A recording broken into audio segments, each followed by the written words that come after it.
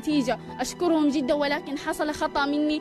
أعتذر أشد الاعتذار لجميع من يسمعني الآن. فقد حذفت التغريدات ولكن ليس ma ahayn waxa gabadhani Soomaaliyeed ku dhacay wax qof walba oo damiir leh uu aqbalayo, mana ahan wax dadnimada ay ku jirto. Ummadda Soomaaliyeed waagii hore waxay ahaayeen ummad sharaf iyo karaame ku dhex leh adduunka. Qisada aan maanta rabo inaan idinla wadaago waa qiso shakhsiyadeyda aan aad uga carooday, saameynna igu yeelatay, ogahayna inay guud ahaantiina saameyn idinku yeelan doonto. balse intaanan qisada gudaha u galin waxaan kaa codsanaynaa inaad like garayso muuqaalkani, siina share garayso si uu u gaaro saaxiibo sida adiga oo kale wanaagsan. qaybta faala bixintana inoogu reeb dareenkaaga ku aadan qisadan qabsatay gabadhani Soomaaliyeed. qisada Aamina oo aan jeclaystay inaan maanta idinla wadaago waa qiso dareenkayga aad u dhaqaajisay oo aan jeclaystay inaan idinla wadaago. Aamina waa gabar Soomaaliyeed oo ku dhaqan waddanka Sacuudi Carabiya. hooyadeed waa Soomaali laakiin aabaheedu waa Carab. Aamina hooyadeeda ayaa tagtay Sacuudiga markii dalka laga wada qaxayay. Aamina hooyadeed oo ahayd gabar qurux iyo asturaan Rabbi u dhaliyay ayaa safar dheer u gashay halkaasi. kadib markii ay gaartay ayaa nin Sacuudiyana ayaa gabadhii ka helay, waxa uuna u arkay fursad qaali ah maadaama gabdhaha Sacuudiyaanka guurkooda uu qaali yahay. ayadiina maadaama halkaasi ay ku ahayd qof markaas yimid una baahan garab ayaa waxa ay istiri ninkani Carbeed maadaama aad dalkiisa joogtid ma jirto wax ku dhaamo. isagana waxa uu isaga dhigay qof aad u wanaagsan. ugu dambeynna way isguursadeen. guri ayuu u dhistay oo meel bay wada tageen. alxamdulillaah caruur badan ayay u dhashay oo wiilal iyo gabdho isugu jira. gabadhii waxay dhexda u xiratay sidii ay reerkeeda iyo ilmaheeda ay u quruxsan lahayd. waad dareemi kartaa hooyo wax dhashay in sidii hore ay isku haysatay una qurux badneed aysan u sii qurux badnaanaynin ama aysan isku haysanaynin maadaama da ay daba socoto. ninka qabay gabadhani ayaa markii uu guursaday ahaa nin faqri ah oo aan wax badan haysan, laakiin markii uu guursaday gabadhani caruur badan ay u dhashay ayuu alle hanti siiyay. sidii ragga caadadooda ahayd naag kale oo Sacuudiyana ayuu guursaday. ninkan ayaa arinta la yaabka noqotay ayaa ahayd in kadib guurkiisii cusba uu gabi ahaanba faraha ka qaaday, uu ka dheeraaday xaaskiisii hore iyo ilmaheedaba. waxa uuna ka guuray magaaladii yareed oo ay degnaayeen, waxuuna u guuray isaga iyo xaaskiisa cusbeyd ee Sacuudiyaanka ahayd Jidda. intaas kadib ayaa gabadhani idin muuqata oo ah Aamina ayaa arintii soo baahisay. Aamina waa gabar 19 jir ah, dhammaan ilmihii way weynaadeen, wiilal iyo gabdhaba. alxamdulillaah alla ayaa la koriyay maamada ciyaalkeeda oo dad waaweyn ayay noqdeen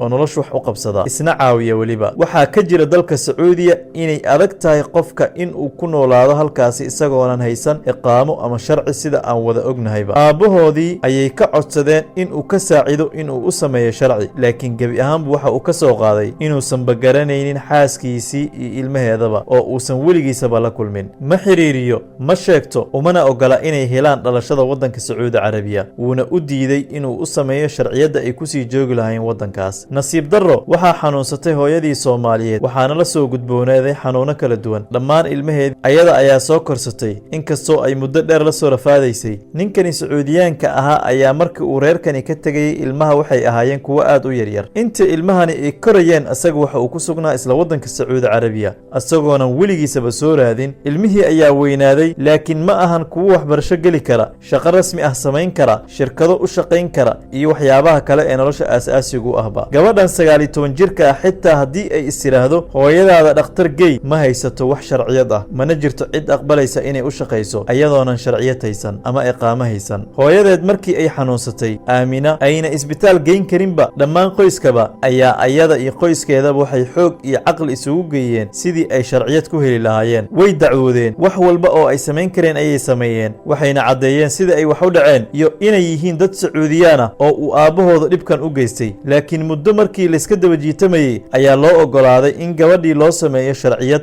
laakiin waxaa loo baahday saxiixa aabahooda oo waxaa lagu xujeeyey in uu u saxiixo aabahooda warqadani ayna keenaan asaga. laakiin waa uu diiday aabihii, keliya waxa uu diidan yahay waa saxiix. maxay ka dhibaysaa ayay kula tahay? gebi ahaanbu waxa uu diiday in uu saxiixo. bal cadowtinimada iyo xaasidnimada odaygan ila eega. ubad uu dhalay keliya xaasidnimada iyo cadownimada intaas la eg waxa uu ugu qabaa inay tahay gabar madow oo Soomaaliyeed. gabadhani ayaa go'aan ku gaartay in dhibka iyada iyo qoyskeedaba haysta ay baraha bulshada ku baahiso si ay ugu yaraan cadaalad iyo garab istaag ay u helaan. laakiin gebi ahaanbu waxay weysay wax garab istaaga. laakiin arinta ay ku baahisay social media ayadoo isticmaalaysa hashtag ayaa waxaa arkay aabaheeda wiilal ay qaraabi yihiin oo la soo xiriiray gabadhii, kuwaas oo ugu hanjabay inay baabi'in doonaan ayada iyo qoyskeedaba haddii aysan ka tirin baraha bulshada cabashadii ay halkaasi kusoo gudbisay ama kusoo qortayba waxay gebi ahaanba baabi'isay qoraaladii ay soo gelisay twitterka guud ahaanba.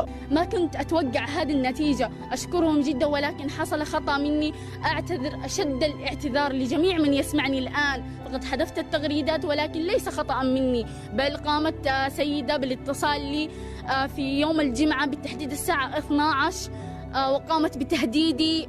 طبعا هي تتبع إحدى الجهات المعنية وتقول بأنه سوف ينقلب علي سلبي، وأنا طبعا أنا خفت من حق إني أخاف لإني فتاة شابة ما عندي أحد يكون ورايا بعدين، فخفت أنا وحذفت. muddo kadib arrinkii waxaa baahiyey wiil youtuber ah isagoo weliba canaan dusha uga tuuray foolxumada iyo dhaqanka ay ku dhaqmayaan dadka qaar ee Sacuudiyaanka ah. قاعد يسمع هذا المقطع يكملوا ويوقف معانا، وممكن انه يكون من اسباب ان احنا نسعد هذه العائله. ممكن الحين تستغربون عن ايش انا جاي اتكلم. لما الاب يكون هو اول واحد يوقف ضد العائله، وهذا بكل اسف تعتبر طامه كبيره ان الاب هو المفروض يكون سند لهذه العائله. يكون naxariis darada heerkaas gaarsiisan ayuu kula dhaqaaqay aabahaas gabadhii Soomaaliyeed iyo ilmaheedaba. waad garan kartaa ama waad arki kartaa haddii aad horay u tagtay dalalka carabta waxaa jira gabdho badan oo Soomaaliyeed oo qabarag carab ah ilaa in yar ma ahane ugu dambeyn sidan ay u gali doonaan inta Ilaahay naxariis ku beeray ma ahane. dadka isku mid ma ahan laakiin badankooda sidan ay sameeyaan. marka aad tagto dalalka carabta waxaad arkaysaa ciyaal lagu leeyahay waa muwallidiin ama iska dhal aabihiisa waa carab, laakiin way adag tahay inaad aragto ilmo hooyadoodu carab tahay aabahoodana Soomaali yahay. ma cadayn karo waqtigan hadda la joogo in ay baasaboorkii heleen ama in ay dukumeenti ama sharciyadii ay heleen in kale, laakiin dhibkaas ayay ku sugnaayeen qoyskani Soomaaliyeed ee ku nool waddanka Sacuudi Carabiya. haddaba daawade haddii aad muuqaalkani sii share garayso like-na saarto waxay garab istaag iyo caawin u tahay qoyska Soomaaliyeed ee ku dhibaataysan waddanka Sacuudi. الاتصال لي في يوم الجمعة بالتحديد الساعة 12 وقامت بتهديدي. طبعا هي تتبع إحدى الجهات المعنية وتقول بأنه سوف ينقلب علي سلبي، وأنا طبعا أنا خفت من حق